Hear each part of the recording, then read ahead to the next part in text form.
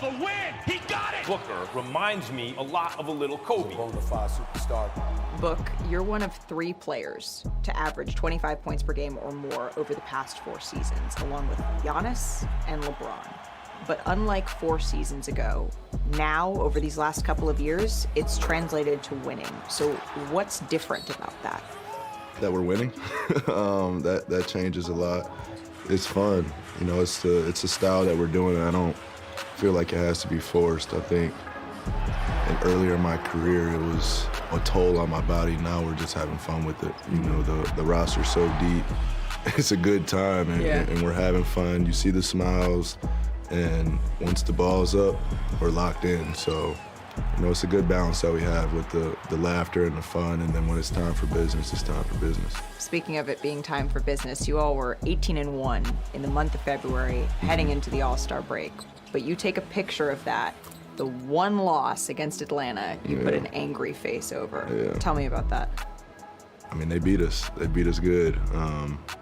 And it didn't look right. You know, I had seen a screenshot, somebody had posted it, and all that green W's and then that one red L, you know, didn't feel good.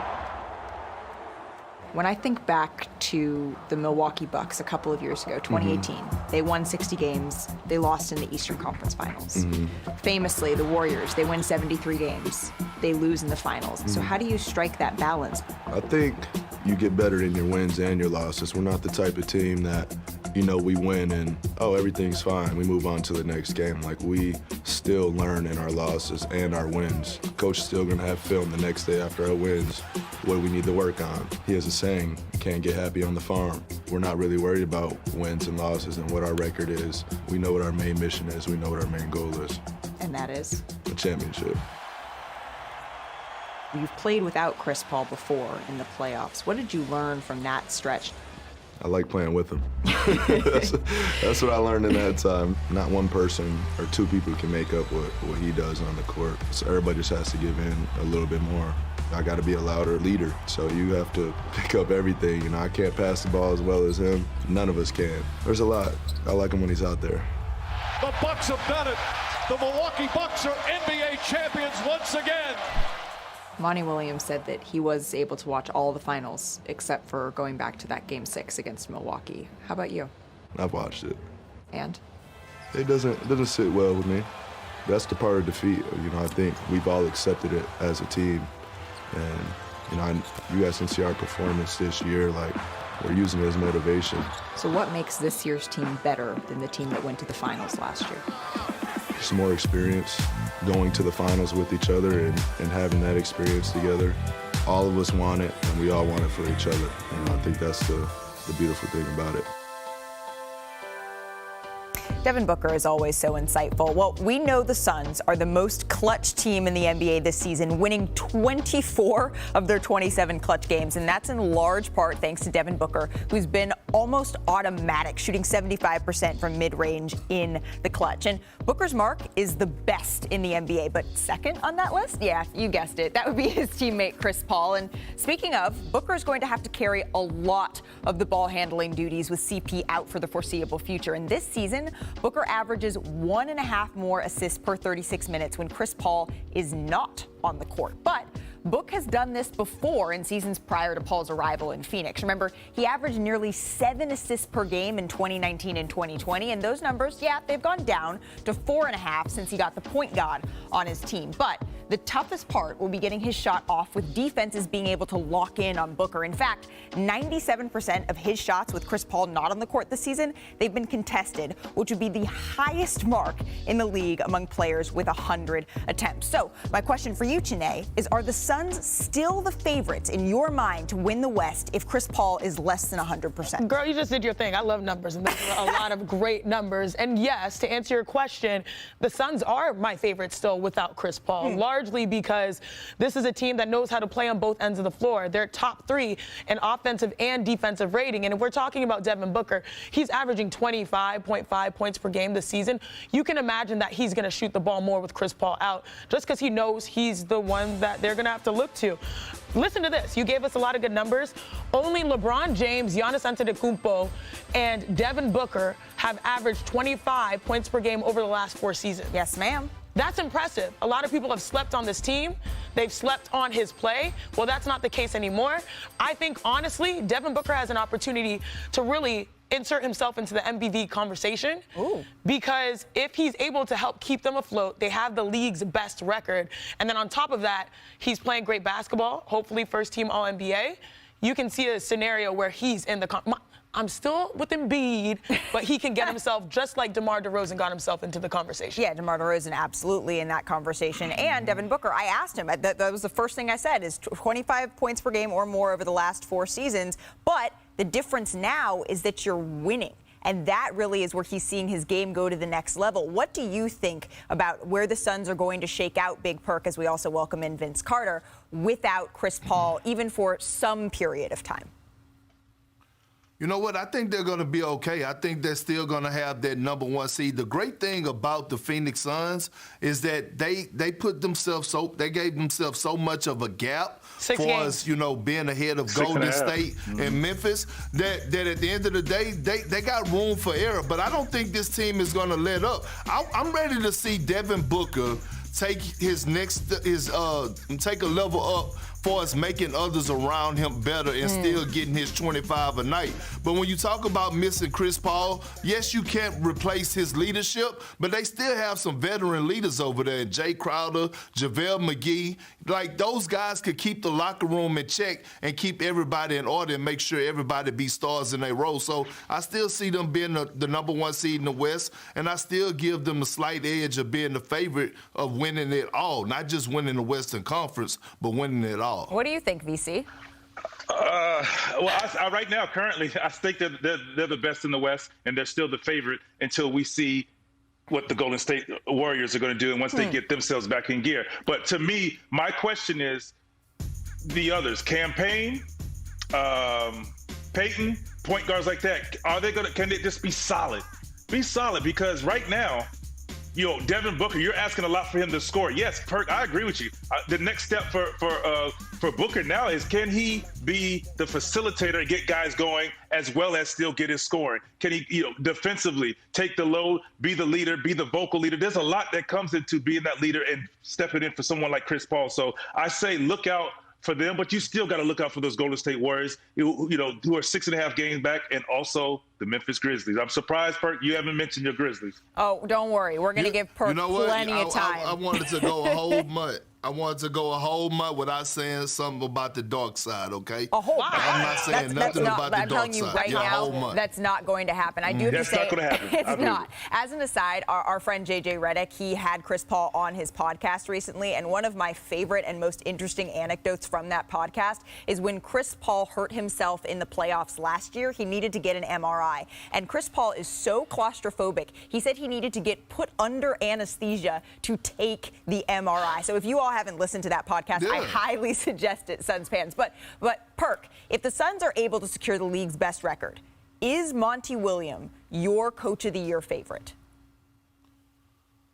It's hard, but I still gotta roll with I gotta roll with JB Bickerstaff. You know why? And it's no knock on Monty Williams, but no one in the world thought that Cleveland would be where they at right now, including myself. Preach. And when I look at their identity and I look at what they do on the defensive side of things, their commitment of playing agenda-free basketball, that's a reflection of the coach. And here it is. He got Kevin Love, a veteran, to buy into his role, come in off the bench, don't complain, backing up Evan Mobley and Jared Allen. And now you have Darius Garland doing his thing. I got to roll with JB Bickerstaff. Nobody on this panel thought that Cleveland would be at the top of the East. Nobody thought that Janae preseason. is champing at the bit over here. But Perk, I feel Me like too. this is very similar where you have LeBron James not winning MVP for 5 or 6 or 7 years, and it's going to other qualified guys where you can have the guy that's literally been the most dominant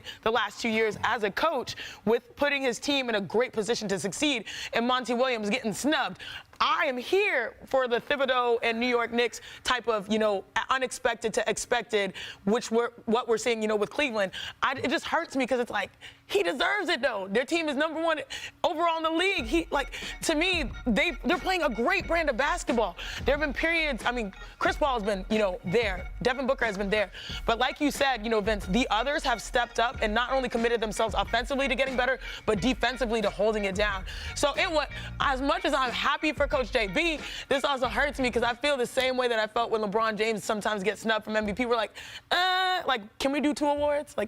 No, can it be Janae, that's not, no. It's not, but you know what I'm saying. Who you got? I have JB Bickerstaff as well. Oh, Okay. Because I said, like Perk said, there's no. You just look at Cleveland like, all right, young talent has potential. I know JB. JB was assistant coach with me in Memphis. I know how he is and how he thinks. They were 22-50 last year. 22-50. Now they're 35-23. 35-23. 2.5 games out of first place. That's incredible. So what he's doing, they lost Sexton, they lost Ricky Rubio. So now you thought, oh, they're dead in the water. Well, guess what? Guess what comes out of that? 2 All-Stars. 2 All-Stars and Evan Mobley balling. Yeah, I do not disagree with that. JB certainly has a case. Monty, I kind of am on the side of Chiney here. You could look at Billy Donovan in Chicago. There's some interesting cases to be made. I do want to say, though, gentlemen, and Chiney Ogwumike, tomorrow, my All-Star Weekend one-on-ones continue with reigning champion Giannis Antetokounmpo. His thoughts on the Bucks repeating this season. I need that hoodie, Giannis. All right. In New Orleans. So C.J. McCollum said that he didn't immediately hear from the young superstar after he was traded from the Blazers, although he did tell me that eventually he did hear from Zion. But Coach Willie Green, he just spoke on the situation at Pelicans practice. Take a listen. Some things need to stay private, but I will say this. What Z is going through is extremely difficult. As a player, as a person, I've went through injuries. No excuses made on my part, but it's difficult. And you win a lot at those moments. You win, are you going to continue to play? You win, a lot goes through your head. And so for us here, for me, it's having compassion and having an understanding of what he has to go through to get healthy. All right, so that was today at practice. We welcome in Kendrick Perkins, Chiney Ogwumike, and Brian Windhorst. So, Chiney, I want to start with you here. What do you make of the situation out in New Orleans right now? I agree. I think it starts with compassion, understanding that Zion Williamson came into the league at the age of 17, 18, 19, where we all sort of fell in love with his game and what his potential could be. And it takes a while for you to find yourself, and it's even harder when you have injuries at an early stage of your career and have to figure out what to do to maintain yourself. So when Zion exited or removed himself from the situation, I was like, this is probably necessary. Ever since he was 14, 15, he's had cameras all up on him, and now he needs to be able to take some time for himself. And when I heard the conversation with C.J. McCollum, I didn't get red flags or alarms. I just know Zion is trying to do what is best for him in this situation. And CJ obviously is going to do what's best for him too. Meaning, all right, I want to have communication with the star player of the franchise. I didn't think that this was, something outlandish. I'm just glad that Zion has reached out at this point, that they understand that compassion is going to take some time to get back to Zion, in New Orleans, and that CJ has touched base. So to me, all of this, I can understand the challenges that Zion has had, but I'm glad that communication has been met at this point. Yeah, checking in with C.J. McCollum earlier this week, it certainly was clear to me that he didn't see any ill intent on the side of Zion Williamson in not reaching out. It's just something that maybe he didn't think of or have to it just didn't come to front of mind, Perk. Yeah, but here's the question that we need to ask ourselves. Why is Zion disconnected from the team anyway? You're hurt. Why you're not in New Orleans where you have the professional staff for us, the medical staff, the training staff, all the above to get everything you need right there in the organization. And here's the problem that I have is that nothing that Willie Green said was wrong. He said everything was right. Zion had the most pressure on him since LeBron James for us coming out of high school, college, or whatever the case may be. But y'all want to know the real? The real is that I think it's time for the Pelicans to relocate. I think a city like Seattle, a city like Las Vegas is more deserving of a team, of a basketball team, because I played in New Orleans, and they always are going to come second to the New Orleans Saints. I've been there. They always are going to be the little brother to the New Orleans Saints. Just think about it. Zion is a box office type guy. The Pelicans are still trying to give tickets away. Like, we watching, even when he's playing, we're watching the game and it's empty seats. Like, it would never be a basketball city, and that's okay. But I think if the NBA want to move in the right direction, they really have to consider moving this team and this organization in order for them to even keep superstars and make this franchise relevant. I will say, Big Perk, from my understanding, it was partly the team as well as Zion Williamson that came together and decided, okay, this is where he should be. He should be in Oregon. Brian Windhorst, I know that you're all over this situation down in New Orleans. What are you hearing kind of coming out of the team?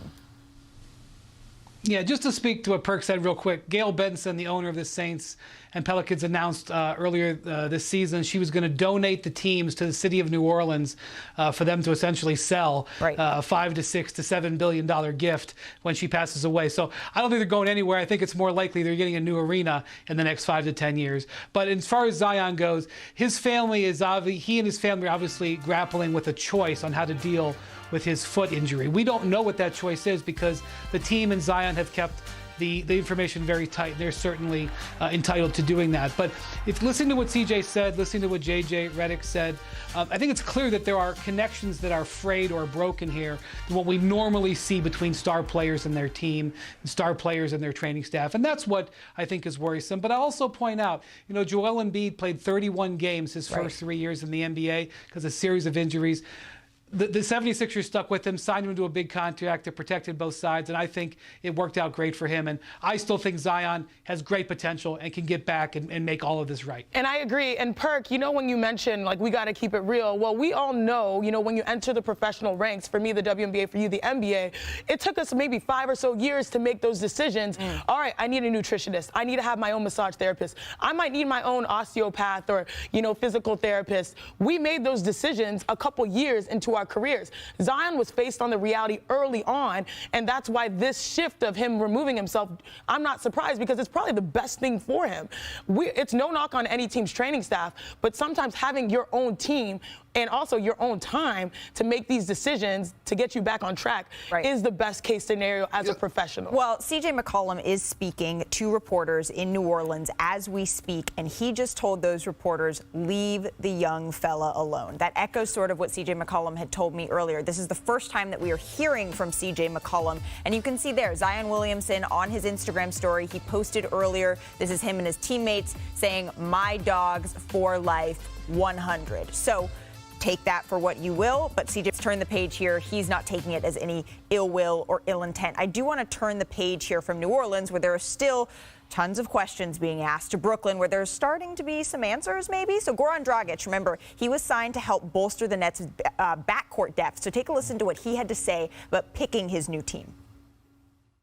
I choose Brooklyn because I think that they have a really good chance to win a championship, especially to play alongside Kyrie, KD, Ben Simmons, Aldridge. Those are the guys who are already playing big games, and because of Steve, of course, Steve was my mentor. It's only fitting that when I came to the league, I play with him, and now, you never know, to finish my career with him would be awesome. All right, so now bringing in our Nets reporter, Nick Friedel. Nick, there's lots of positivity there from Dragic on his new team, but what is the mindset for the Nets as they prepare to play their first game in the second half of the season tonight against the Celtics? Malika, they absolutely believe they can still win a title. And that's the difference. You look at a team usually with this kind of record, who's had this kind of injury problems. They just traded Harden. There are distractions all over the place. But I was in that practice facility the last couple of days, and the optimism is everywhere because they feel like KD's coming back in a couple days. They know that Kyrie, the vaccination mandate, the hope is that it gets rolled back here in the next few weeks, and then Ben Simmons at some point in the next couple weeks is going to come back, and they believe he's going to come back and play at a high level. I just talked to Seth Curry and Patty Mills, Malika, and they both told me the same thing.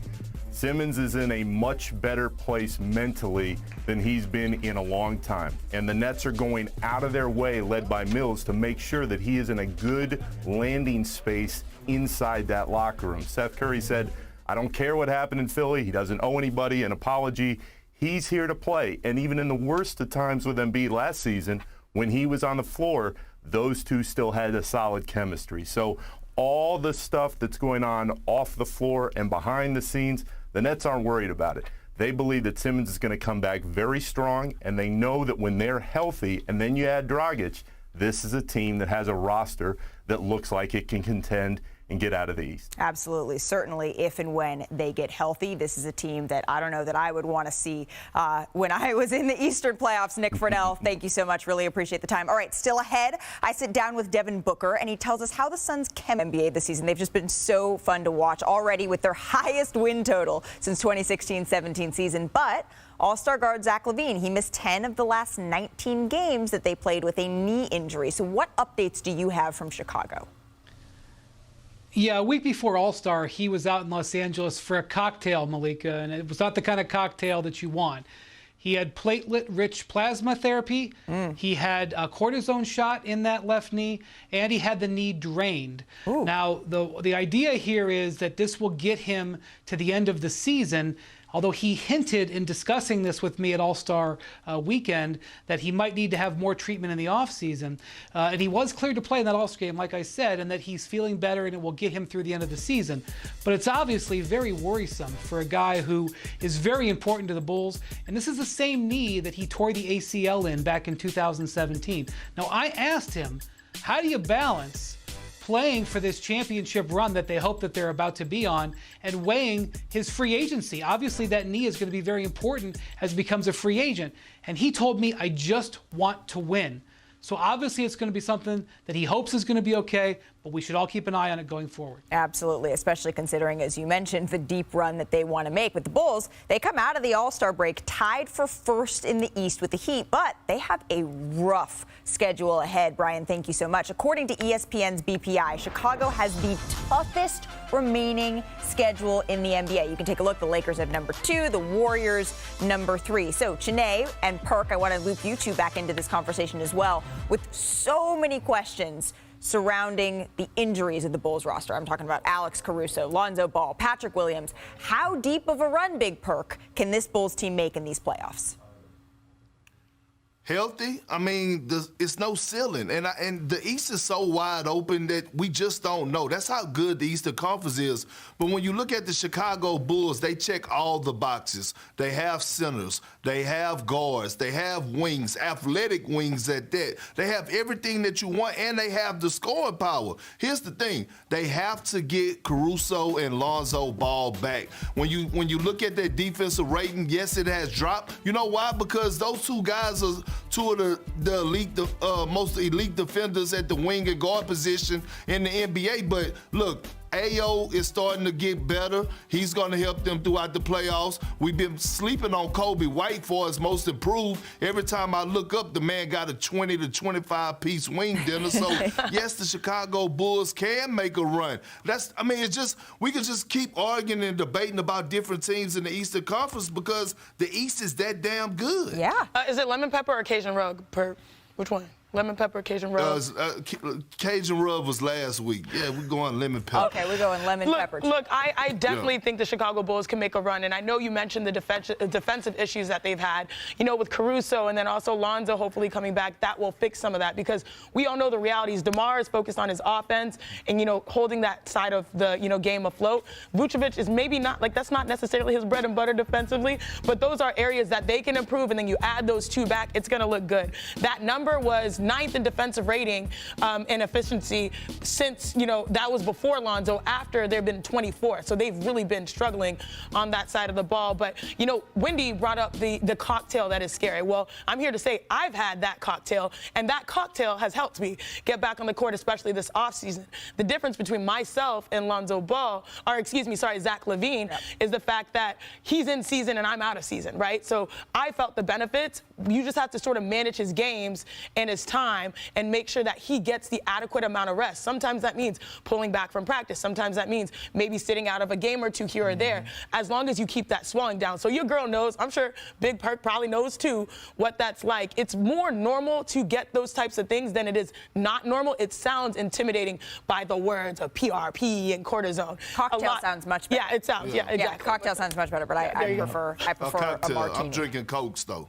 We know, 5 when you're on Delta flights before you take off. All right, call me Gordon Ramsay because it is time to chop it or drop it. Are you guys ready? Let's go. Let's do it. All right, this just in, Isaiah Thomas can score. Did you know that? Yesterday, IT dropped 45 points and tied the G League scoring record for this season. He's averaging 43.5 points per game in his first 2 games with the Grand Rapids Gold. So, Perk, chop it or drop it? We got to chop it. You know what? I can't understand for the life of me why is this guy can't stay on the NBA roster. Well, there you go. All right. Ben Simmons, who has made a total of 5 3-pointers in his entire career, was seen at practice on Wednesday working on his form with assistant coach and former NBA sharpshooter Kyle Korver. Janae, chop it or drop it? Let's chop it just for a second because in Kyle Korver's shooting, we trust, okay? Oh, there you go. All right, well, speaking of shooters, next up, leave me alone, Danny Green. He had some very interesting things to say about Ben Simmons and if he expects him to play when the Nets take on the Sixers in Philly on March 10th. Take a listen. Interesting dynamic of who went with him. I don't know. I haven't got a chance to talk to those guys yet, but I know they weren't on the most of cordial terms when he was in Philly with Drum and Seth. Now, will we shake hands to start? Probably not. First, I'd be highly surprised if he even plays in that game. I don't know where his health is mentally, physically. We all know that he does not like to play in Philly. So if he does play in that game, I'd be highly surprised. But say that does happen, I see it as being a very hectic, playoff-like atmosphere environment to where it may be very rough for him. Okay, a little spicy there. Brian, chop it or drop it? How could you not chop that? Because that's some of the highest level trash talk you're ever going to hear from Danny Green. He is daring Ben Simmons to play in that game. I dare you to come back into Philly. He didn't say it like that, but that's what he was meaning. What did you make of that, Big Perk? I love it. I love it. And I think Ben should embrace it. I think he needs to go and play in that game and just get it past him. But I love, I'm always down for the trash talking, especially when it comes from a guy like Danny Green who don't say a word. The ultimate professional, great guy. But when he gets to bumping his gums, I love it. Hey, look, they got beef. Y'all know what I'm about to say. Let's make some hamburgers. Look, that wasn't just hot. Oh, hamburgers. I love that. Hamburger helper. That wasn't just hot. That was like African red pepper hot. Okay? Yeah, because we all know Danny, and Danny doesn't really speak like that on other players unless he feels about it personally. So I would just say this, we all know the narrative leaving Philly for Ben Simmons has largely been mental health. That environment, he just doesn't feel comfortable playing basketball there. Brooklyn is better. So I would not be surprised if he sits out, but my goodness, what a game that would be to watch if he chooses to play. Absolutely. All I'm going to say is Danny Green, he may be quiet, but that means when he speaks up, you listen. And we hear you, Danny. All right, coming up on NBA Today of the team schedule, Walker signed a 2-year deal with the Knicks this past offseason. So now welcoming in senior NBA insider Adrian Wojnarowski, who broke this story. What went into the decision to sideline Kemba Walker for the rest of the season, Woj? Malika, ultimately the Knicks, I think, honoring the stature of Kemba Walker, who he is, a 4-time All-Star, really one of the real high character players who's been in this league in the last decade, honoring his wishes that this season was over for him in New York. The final 23 regular season games, he'll sit out. He can certainly start, to physically prepare his body for the offseason for next season. There are a number of teams who would love to have Kemba Walker in a buyout. That's not going to happen. He's not interested in that with New York. Remember, he negotiated a buyout with Oklahoma City, signed the 2-year, $18 million deal with the Knicks. And listen, it hasn't worked out. This experiment with Tom Thibodeau, he was benched shortly before Thanksgiving, set out a number of games and, was brought back into the lineup when they had to have him back when they were down numbers. But there's a very good chance he's played his final game for the Knicks. They'll get to the offseason, and with a year left on his deal, see if there's a trade scenario that might work for the Knicks and Kemba Walker. Absolutely. So you mentioned a trade scenario. Let's spin this forward. Walker will be on an expiring contract this summer, and I think it's fair to say that the Knicks haven't lived up maybe to expectations so far this season. What strategies are being weighed in the Knicks front office in light of New York's lackluster performance this past year? Well, Malika, the goal has been, since Leon Rose was hired as president and William Wesley was brought into the front office, that they would be in the market for franchise-type players who became available in trades. This isn't a team that has cap space this summer, but they do have assets. They have draft assets. They have all their own picks. They still have Dallas's 2023 first-round pick, which is protected. That certainly would have value. So is there a big player who can become available in trade talks? Is it a player who asks out of another situation or someone who perhaps there are previous relationships with the Knicks front office that they can get to in trade talks? And I think that's been the goal. But again, no cap space this summer. And the Knicks really have to take inventory on, how much are their assets, their young players, what are they worth in the marketplace? But the goal here was not to kind of be a middling team, to be fighting for a play-in. It was to go get high-level players. That will be the objective this offseason. It's another thing to be able to execute it. Yeah, and we will see if they can go out and get those high-level players. Woj, thank you so much for your time. Thanks, Malika.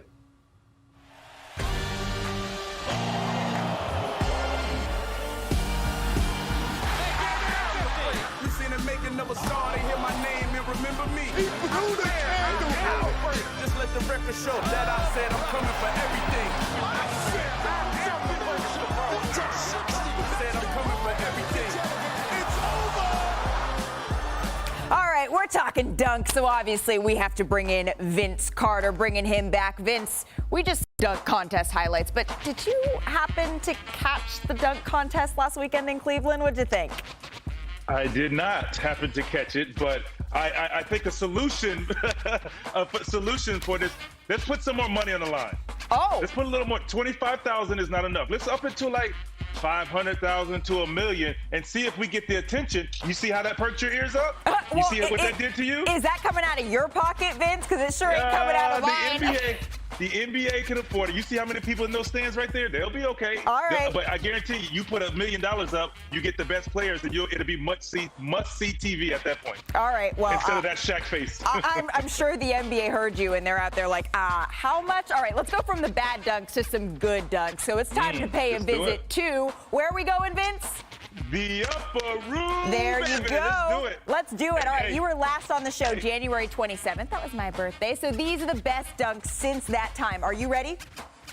Absolutely. And All let right. Perk know bottle service is on the way for that Coke he has. Boom. Bottle service for Big Perk. First up, Joel Embiid on Jarrett Allen. I mean, it's simple as this. Joel Embiid is playing at an MVP level, and right now at a shot blocker, that's called may he rest in peace. That's a body bag. I mean, you just see he just goes through him, gets up. Normally Joel Embiid is like hyping the crowd up. That was all business for a reason right there. Absolutely. Absolutely. All right, next, Naz Reid on Alex Len. Mr. Naz Reid on my former teammate Alex Len. You know it's trouble for a player when he gets to the free throw line, he's starting to cup the ball like Dr. J. Right here, he's cupping like, and then that means business and Woo! There's nothing you can do after that. No. You gotta take that. Absolutely not. All right, next, Big Perk, are you listening? Jaws windmill alley-oop against the Wizards. I tell you what, here, I mean, there's a select few guys that can do this dunk, and he does that with ease. He makes it look so easy where you could go home on a basketball hoop and try it and possibly pull it off, but you can't. You know what? I've seen that dunk before. Something like that. Interesting. Oh, hey, you mean this dunk? It looked a little something like this. Yeah. Show them how it's done, Vince. That's how, and Ja made it look easier than that. All right, let's go to last but certainly not least, Diallo, the steal, the windmill. Man, let me tell you something. It's one dribble step, and what impressed me more than that is on the steal, he takes one dribble, one step, full extension, and throws it down with power. Like there again, there's only a select few guys that can complete a full windmill. A little something like that right there. How many highlights are we going to see? Are you going to let yourself in? Are you letting yourself into the upper room? No. Okay. No. Okay. No. So then who are we lifting those precious velvet ropes for this week's, today's